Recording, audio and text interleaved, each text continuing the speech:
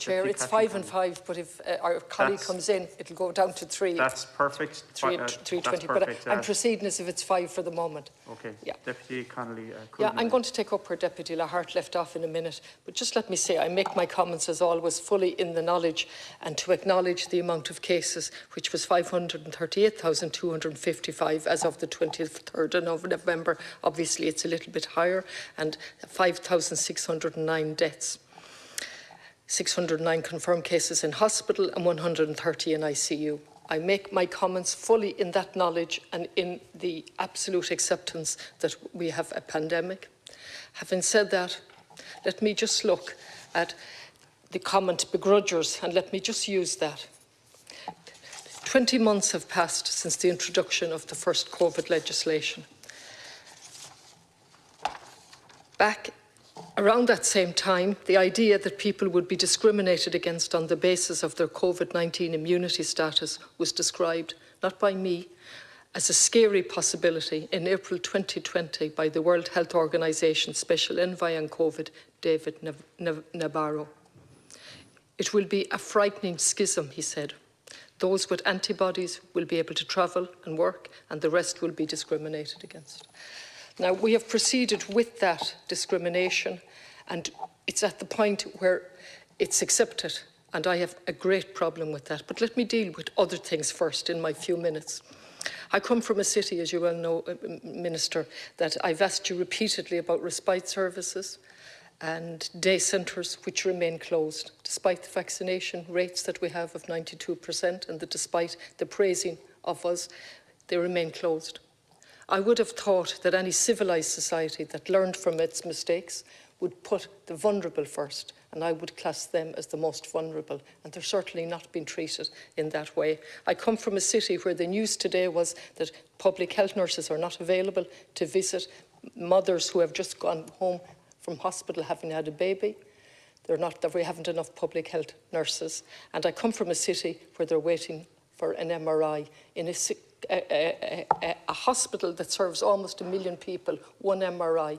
In 2013, my sister died, which I won't go into, but she was waiting for an MRI, and I rang at that point for her to find out there were 36 others waiting for an MRI in June 2013, and here we are in 2021. I don't think the begrudger is part of my makeup, but things have to be put in context. So this pandemic came on top of a creaking hospital system that was falling apart, and it remains falling apart. And so we look at 20 months afterwards, and afterwards the legislation continues without any review. The Irish Council for Civil Liberties have made it repeatedly known their concerns in relation to this emergency legislation. The fact that there has been no human rights impact assessment on the vaccine cert, no assessment of the efficacy of the vaccine cert in curbing the spread, so no relation to what's targeted. The Oireachtas Special Committee on COVID completed its work over a year ago.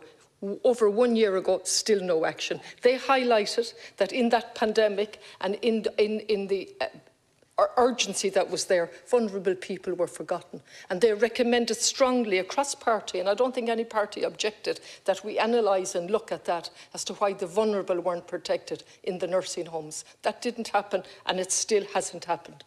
I have repeatedly asked for a proactive debate in the Dáil to look at all aspects, vaccination just being one element in a whole approach to dealing with this pandemic and the pandemics that are to come, because the way we behave in our society, looking on it as we can endlessly extract, which we can't. We know that from climate change. We've never had a proactive debate in this chamber looking at all of the measures, and we proceed from crisis to crisis. And this crisis has come once again because the government has utterly failed to plan, to prepare, to anticipate, and to come back to us in relation to public health and tell us, what have you done since in terms of regionally, locally based at cities, so I have a public health system that I can believe in when I hear them talking to me in Galway and the region. All of that we know from the Crowe-Haworth report that was completely undermined as well. In my 20 seconds that are left, let me point out another inconsistency. And again, Minister, I've got no reply to this. In November, this long letter to yourself, the 11th of November, from the Chief Medical Officer, many important things in it. Based on the advice provided by HIQA and so on, they endorsed the recommendation that the period of presumptive protective immunity following infection would be 9 months.